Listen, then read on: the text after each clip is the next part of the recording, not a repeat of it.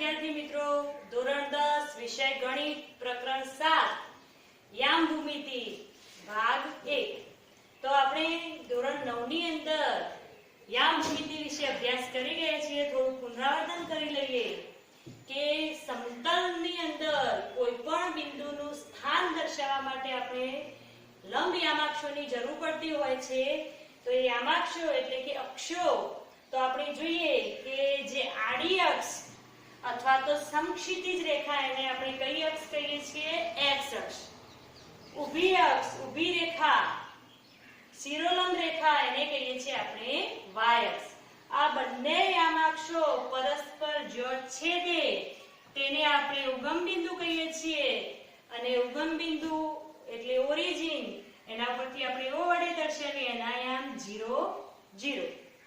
હવે જોઈએ કે ઉગમ બિંદુ આપણે x અક્ષની જ વાત કરીએ તો ઉગમ બિંદુની જે જમણી તરફ, આ જમણી દિશા કહેવાય, તો જમણી તરફ જે આપણે બિંદુઓ દર્શાવીએ છીએ એ બધા ધન હોય છે, ધન સંખ્યાઓ દર્શાવીએ છીએ અને ડાબી તરફ આપણે બધી ઋણ સંખ્યાઓ દર્શાવીએ છીએ। એ જ રીતે y અક્ષની વાત કરીએ તો ઉપરની તરફ આપણે ધન સંખ્યાઓ અને નીચેની તરફ ઋણ સંખ્યાઓ દર્શાવીએ છીએ। બીજી એ વાત કરી લઈએ કે આને x અક્ષ પણ કહેવાય અથવા રેખા x ડેશ x પણ કહેતા હોઈએ છીએ। આ તરફની વાત કરીએ તો ox કિરણ અથવા તો કિરણ ox આવું પણ લખીએ છીએ। કિરણ ox એટલે બધી આ બાજુની દિશા, કિરણ ox ડેશ એટલે આ તરફની દિશા, બરાબર, ઋણ દિશા કહેવાય। એ જ રીતે oy કિરણ એટલે ઉપરની તરફ અને oy ડેશ એટલે નીચેની તરફ। હવે આ લંબ યામાક્ષો એકબીજાને છેદે અને સમતલના કેટલા ભાગ કરે છે? સરખા 4 ભાગોમાં વિભાજન કરે છે। તો આપણે ઘડિયાળના કાંટાને વિરુદ્ધ દિશામાં એટલે વિષમ ઘડી દિશામાં એમના નામ આપીએ તો દરેક ભાગને ચરણ અથવા પાદ કહેવાય। તો આ ચરણને આપણે કયું ચરણ કહેતા હોઈએ છીએ?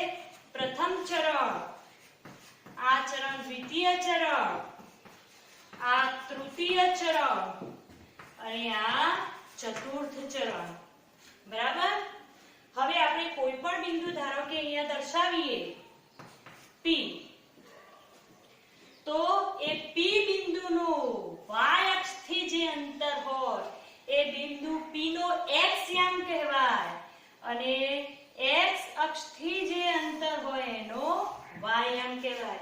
તો અહીંયા y અક્ષથી અંતર 4 એકમ છે અને x અક્ષથી પણ 4 એકમ છે એટલે એનો x યામ પણ 4 અને y યામ એટલે ટૂંકમાં પહેલો યામ આપણે x યામ દર્શાવીએ છીએ અને બીજો યામ y યામ દર્શાવીએ છીએ। x યામને કોટી પણ કહેવાય અને y યામને ભુજ કહેવાય। એટલે કે કોઈ પણ બિંદુનું આપણે જ્યારે નિરૂપણ કરતા હોય એટલે પહેલો x યામ દર્શાવીએ છીએ અને પછી y યામ દર્શાવીએ છીએ। હવે આપણે જોઈએ કે એક જ અક્ષ પર આવેલા કોઈ બે બિંદુઓ હોય, ધારો કે x અક્ષ પર આવેલા બે બિંદુ, અહીંયા આ બિંદુ આવેલું છે અને અહીંયા s બિંદુ આવેલું છે। તો આ બંને બિંદુઓ વચ્ચેનું અંતર શોધવું હોય આપણે તો જોઈએ કે અહીંયા ઉગમ બિંદુથી આ s કેટલા અંતરે છે? 5 એકમ। તો આ 5 એકમ અંતરે છે અને આ 2 એકમ એટલે 5 માંથી 2 બાદ કરીએ એટલે આપણને જવાબ મળશે 3। એટલે બે બિંદુઓ વચ્ચેનું અંતર rs કેટલું મળ્યું? 3। એટલે કે આપણે એનો ધન તફાવત લઈશું। એ જ રીતે આપણે y અક્ષની પણ વાત કરી શકીએ।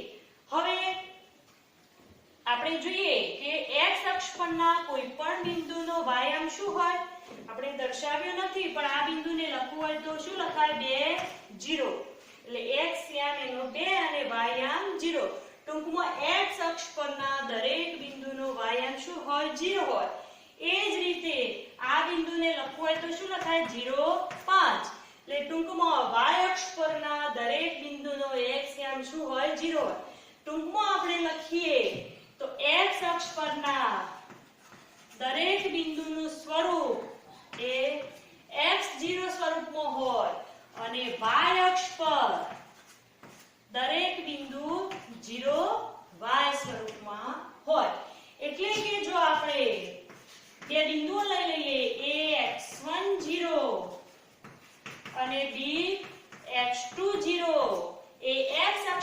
બિંદુ હોય તો બે બિંદુઓ વચ્ચેનું અંતર AB બરાબર માનાંકમાં x1 x2 એટલે કે બંનેનો ધન તફાવત, કારણ કે અંતર હંમેશા ધન હોય એટલે આપણે માનાંક લઈએ છીએ. તો જ્યારે x અક્ષ પરના બે બિંદુઓ વચ્ચેનું અંતર શોધવું હોય તો AB બરાબર માનાંકમાં x1 x2.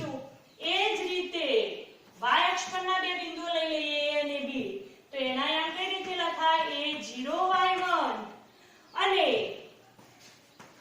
B0y2. તો A અને B વચ્ચેનું અંતર એને આપણે AB વડે દર્શાવીએ તો માનાંકમાં એ શું થશે? y1 y2.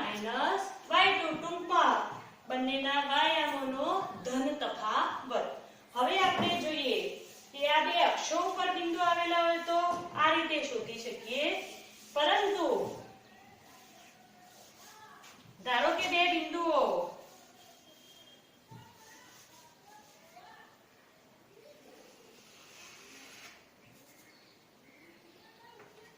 આપણે બિંદુઓને ધ્યાનમાં ધન ઋણ લેતા નથી. ધારો કે અહીંયા એક બિંદુ આવેલું છે P. P ના યામ છે x1 y1. બીજું બિંદુ અહીંયા આવેલું છે Q. Q ના યામ છે x2 y2.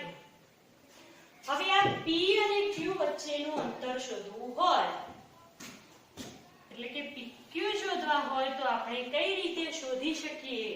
તો એના માટેનું આપણે એક સૂત્ર તારવીએ. હવે જોઈએ કે આપણે P માંથી x અક્ષ ઉપર અને y અક્ષ ઉપર લંબ રેખાઓ દોરી દઈએ. લંબ રેખાઓ દોરી દઈએ. એ જ રીતે Q માંથી પણ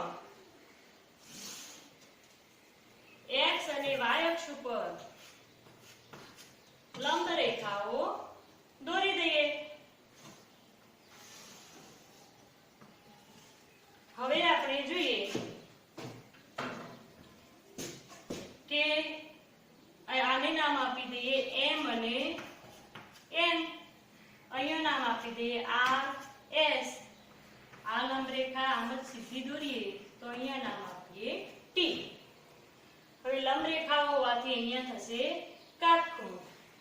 હવે જોઈએ કે આપણે અહીંયા અંતર ખબર નથી, પણ આપણને કોઈ બે બિંદુઓ x અક્ષ ઉપર આવેલા હોય તો એ આપણે શોધી શકીએ છીએ. એ જ રીતે y અક્ષ ઉપર આવેલા હોય તો શોધી શકીએ છીએ. હવે આ બિંદુ P ની વાત કરીએ તો આ અંતર શું થશે? y અક્ષ થી એનું અંતર કેટલું છે? x1. તો m માટે પણ એવું જ થશે. જે આ અંતર છે એટલું જ આ અંતર છે, એટલે આનું y અક્ષ થી અંતર કેટલું થશે? x1. એ જ રીતે n બિંદુની વાત કરીએ તો આનું y અક્ષ થી અંતર એનો કયો યામ થાય?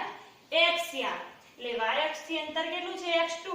તો આ બિંદુનું અંતર પણ એટલું જ છે, એટલે આનો x યામ કેટલો થશે? x2. હવે જોઈએ કે આ બંને બિંદુઓ કયા અક્ષ ઉપર આવેલા છે? x અક્ષ ઉપર. અને x અક્ષના દરેક બિંદુનો y યામ શું હોય? 0. તો એ આપણે દર્શાવી દઈએ 0. એ જ રીતે અહીંયા વાત કરીએ તો આ બિંદુ, હવે જોઈએ કે આ બિંદુના બંને બિંદુઓ y અક્ષ ઉપર આવેલા છે એટલે બંને બિંદુના x યામ શું થશે? 0. હવે આનું y અક્ષથી x અક્ષથી અંતર કેટલું છે? તો આનું x અક્ષથી અંતર y1 છે. તો આ બિંદુનું પણ x અક્ષથી અંતર કેટલું થશે? y1. એટલે આના યામ શું થશે? 0 y1. એ જ રીતે આ બિંદુનું Q નું x અક્ષથી અંતર કેટલું છે? જેનો y યામ હોય એ x અક્ષથી અંતર બતાવે એટલે y2. આ બિંદુ એટલા જ અંતરે આવેલું છે x અક્ષથી, એટલે આના યામ પણ શું થશે? y2. એટલે કે r ના યામ 0 y1 0 y2. હવે આપણને આ બે બિંદુઓ વચ્ચેનું અંતર શોધી શકીએ કે mn બરાબર શું થાય? માનાંકમાં x1 x2. એ જ રીતે rs બરાબર શું થાય? માનાંકમાં આ બંને બિંદુઓ વચ્ચેનું અંતર y1 y2. હવે જોઈએ કે આ બંને લંબ રેખાઓ દોરી એટલે આ ખૂણો શું થશે? કાટખૂણો. તો ત્રિકોણ ટી કેવો છે? કાટકોણ ત્રિકોણ છે. તો કાટકોણ ત્રિકોણની અંદર કર્ણનો વર્ગ બાકીની બે બાજુના વર્ગોના સરવાળા જેટલો હોય છે પાયથાગોરસના પ્રમેય મુજબ. તો આપણે લખીએ કે PQ નો વર્ગ બરાબર PT નો વર્ગ વત્તા QT નો વર્ગ. હવે આપણે જોઈએ PT. તો PT નું અંતર આપણે જેટલું છે એટલું જ કોનું અંતર છે? MN નું. તો PT ની જગ્યાએ આપણે શું લખી શકીએ? MN નો વર્ગ. એ જ રીતે QT ની જગ્યાએ આપણે શું લખી શકીએ? RS નો વર્ગ. હવે જોઈએ કે MN નું માપ કેટલું છે? માનાંકમાં x1 x2. આનો વર્ગ કરીએ તો આનો પણ શું થશે? વર્ગ. x1 x2 નો વર્ગ વત્તા અહીંયા એ જ રીતે શું થશે? RS નો વર્ગ છે એટલે આનો વર્ગ થશે. માનાંકમાં y1 y2 નો વર્ગ. હવે માનાંક હોય એટલે કિંમત ધન જ મળવાની છે અને આને વર્ગ છે એટલે પણ ધન થઈ જ જવાના છે. એટલે માનાંક લખીએ કે ના લખીએ તો ચાલે. તો x1 x2 નો વર્ગ વત્તા y1 y2 નો વર્ગ એટલે કે PQ નો વર્ગ બરાબર આપણને મળ્યા PQ નો વર્ગ બરાબર x1 x2 નો વર્ગ વત્તા y1 y2 નો વર્ગ. માટે PQ બરાબર શું થશે? બંને બાજુ વર્ગમૂળ લઈએ એટલે અહીંયા વર્ગ દૂર થાય અને આ બાજુ વર્ગમૂળ આવશે. તો વર્ગમૂળની અંદર x1 x2 નો વર્ગ વત્તા y1 y2 નો વર્ગ. એટલે કે બે બિંદુઓ P અને Q એના યામ P ના યામ x1 y1 અને Q ના યામ x2 y2 હોય તો P અને Q વચ્ચેનું અંતર શોધવાનું સૂત્ર PQ બરાબર શું થશે? વર્ગમૂળની અંદર x1 x2 નો વર્ગ વત્તા y1 y2 નો વર્ગ. એટલે કે x1 અને x2 શું છે? બંનેના x યામ. તો બંનેના x યામોનો તફાવત એનો વર્ગ વત્તા બંનેના y યામોનો તફાવત એનો વર્ગ. તો આને આપણે કહીશું અંતર સૂત્ર. બરાબર. હવે જોઈએ કે આપણે અંતરના કેટલા ગુણધર્મો જોઈ લઈએ.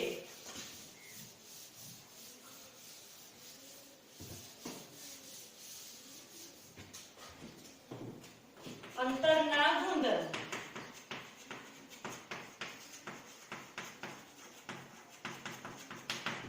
તો કોઈ પણ બે બિંદુઓ A અને B વચ્ચેનું અંતર હંમેશા 0 અને 0 કરતા મોટું હોય. એટલે કે અંદરૂણ હોય છે. અંદરૂણ એટલે 0 હોય અથવા ધન હોય. એટલે કોઈ પણ AB greater than or equal to 0. એનો અર્થ એ થાય કે કોઈ પણ બે બિંદુઓ વચ્ચેનું અંતર કાં તો 0 હોય કાં તો ધન હોય, ઋણ હોય નહીં.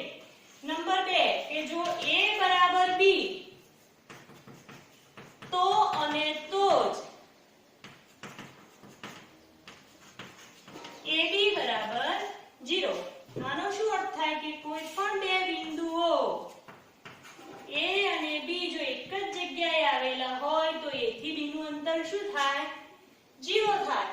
અથવા તો અને તો છે એટલે ઉલટું પણ સાચું કે જો બે બિંદુઓ વચ્ચેનું અંતર 0 હોય તો એ બંને બિંદુઓ કેવા હોય? એક જ હોય. ત્રીજો મુદ્દો લઈએ કે જો A, B અને C કોઈ ત્રણ બિંદુઓ હોય અને A થી B નું અંતર અને B થી C નું અંતર, આ બંને જો A થી C ના અંતર કરતો વધુ હોય તો A, B અને C એ કેવા બિંદુઓ હોય? અસમરેખ બિંદુઓ. કેવા બિંદુઓ હોય? અસમરેખ. ટૂંકમાં કોઈ પણ બેનો સરવાળો એ ત્રીજા કરતો અધિક હોય તો એ ત્રણ બિંદુઓ અસમરેખ બિંદુઓ થઈ જાય. આપણે જ્યારે અહીંયા દાખલા ગણવાના થશે કે ત્રિકોણ બનાવવો હોય તો ત્રણે ત્રણ અસમરેખ બિંદુઓ જોઈશે. તો આપણે બાજુઓ શોધીશું AB, BC અને AC. જો કોઈ પણ બેનો સરવાળો એ ત્રીજા કરતો હંમેશા અધિક હોય એટલે કે ગમે તે પરિણામમાં તો પછી એ ત્રિકોણ બનશે. એટલે કે એ બિંદુઓ કેવા થઈ જાય? અસમરેખ બિંદુઓ થઈ જાય. એ જ રીતે જો ત્રણ બિંદુઓ A, B અને C આપેલા હોય અને B એ A અને C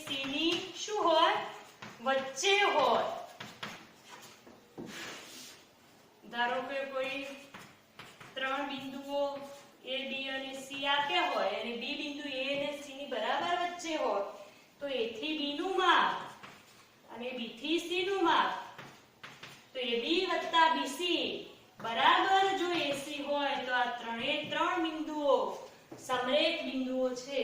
એટલે કે આપણે જ્યારે સમરેખ બિંદુઓ છે એવું સાબિત કરવું છે તો આપણે AB શોધીશું, BC શોધીશું અને AC શોધીશું અંતર સૂત્રની મદદથી. અને પછી કોઈ પણ બેનો સરવાળો જો ત્રીજા બરોબર થતો હોય તો આપેલા ત્રણે ત્રણ બિંદુઓ કેવા બિંદુઓ હશે?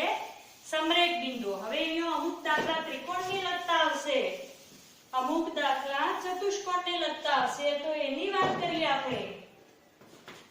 કે ધારો કે આપણે કોઈ પણ ત્રિકોણ લઈ લઈએ, ત્રિકોણ ABC, અને આની અંદર જો આપણે અંતર સૂત્રની મદદથી AB શોધીએ, BC શોધીએ અને AC શોધીએ તો AB બરાબર BC બરાબર AC થાય. તો એ ત્રિકોણ એ કેવો થઈ જશે? સમબાજુ ત્રિકોણ છે. એટલે આપણને ત્રણ શિરોબિંદુના યામ આપી દીધા હોય અને એવું કે સાબિત કરો કે આપેલા શિરોબિંદુઓ સમબાજુ ત્રિકોણના છે, તો આપણે AB BC અને AC શોધવાનું થાય અને ત્રણે ત્રણને જો સરખા બતાવી દઈએ તો સમબાજુ ત્રિકોણ છે. એ જ રીતે કોઈ પણ બે બાજુઓ સરખી હોય અને ત્રીજી અલગ હોય, કોઈ પણ બે લઈ શકાય, AB બરાબર BC લઈ શકાય અને BC બરાબર AC લઈ શકાય, તો એ સમદ્વિબાજુ ત્રિકોણના શિરોબિંદુઓ છે એવું કહી શકાશે. એ કોઈ પણ બે સરખા બતાવી દઈએ તો સમદ્વિબાજુ, અને ત્રણે ત્રણ બાજુઓ ના માપ અલગ અલગ હોય તો એ શું થઈ જશે? વિષમબાજુ ત્રિકોણ. બરાબર. હવે આપણે જોઈએ કે કાટકોણ ત્રિકોણ બતાવવું હશે અથવા કોઈ પણ ત્રિકોણ, તો સૌથી મોટી બાજુનો વર્ગ એ ધારો કે AC સૌથી મોટી બાજુ છે તો સૌથી મોટી બાજુનો વર્ગ એ બાકીની બે બાજુના વર્ગોના સરવાળા કરતો આ નાનો હોય આ મોટો હોય. એટલે કે AB નો વર્ગ વત્તા BC નો વર્ગ ગ્રેટર ધેન AC નો વર્ગ હોય તો ત્રિકોણ કેવો બનશે? ગુરુકોણ ત્રિકોણ બને. જો AB નો વર્ગ વત્તા BC નો વર્ગ બરાબર AC નો વર્ગ થાય તો એ કાટકોણ ત્રિકોણ બનાવે. અને જો AB નો વર્ગ વત્તા BC નો વર્ગ લેસ ધેન AC નો વર્ગ થાય તો એ કેવો ત્રિકોણ બને? લઘુકોણ ત્રિકોણ બને. એ આપણે ખાસ કરીને કાટકોણની જ વાત કરવાની આવે છે કે કોઈ પણ બે બાજુના વર્ગોનો સરવાળો એ ત્રીજી બાજુ બરાબર આપણે બતાવી દઈશું તો એ કાટકોણ થશે. અને જો સમદ્વિબાજુ કાટકોણની વાત હશે તો AB બરાબર BC, AB બરાબર BC અને AB નો વર્ગ વત્તા BC નો વર્ગ બરાબર જો આપણે AC નો વર્ગ બતાવી દઈશું તો આ સમદ્વિબાજુ કાટકોણ ત્રિકોણના શિરોબિંદુઓ છે એ આપણે બતાવી શકીશું. હવે આપણે જોઈએ ચતુષ્કોણની વાત કરીએ. અહીંયા ચતુષ્કોણની વાત પણ આવશે.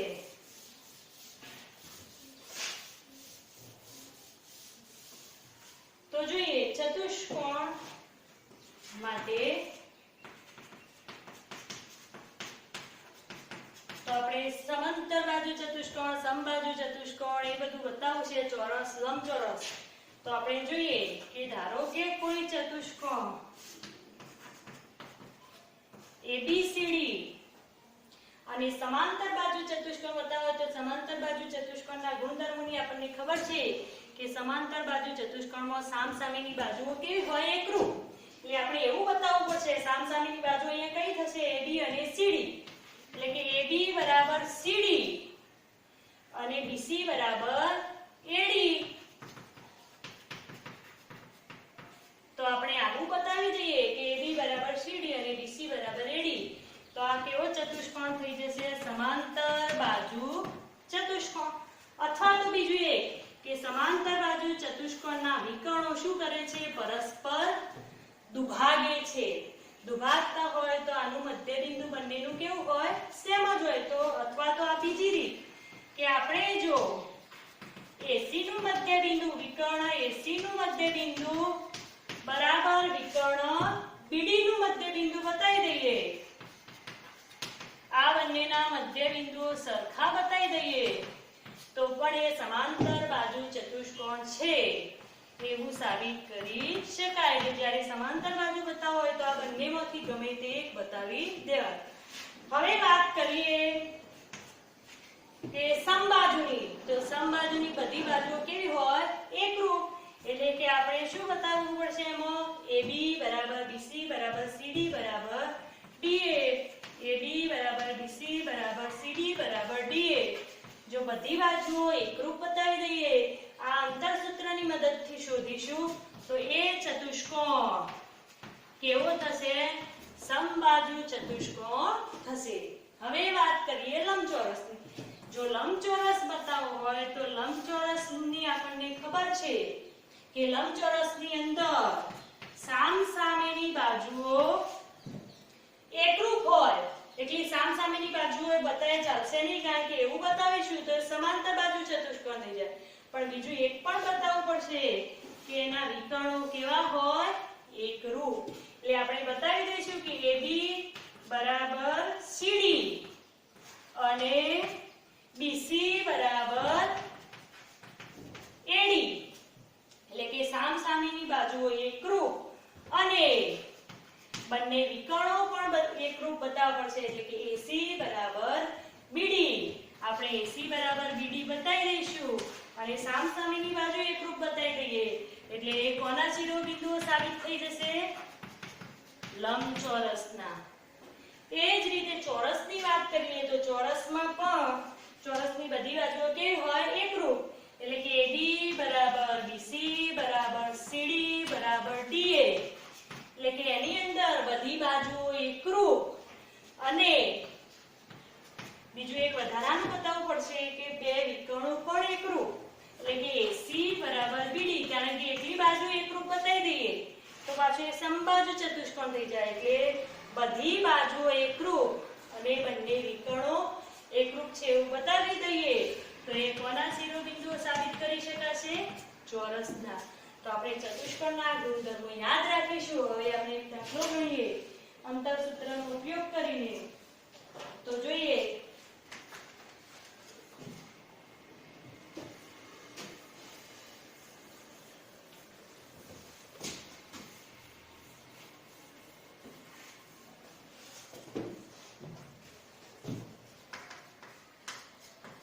બિંદુઓ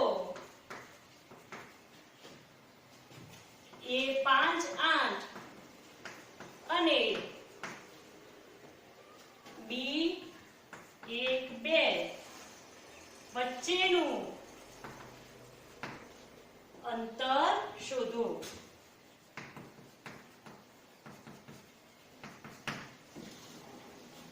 તો આપણે જોઈએ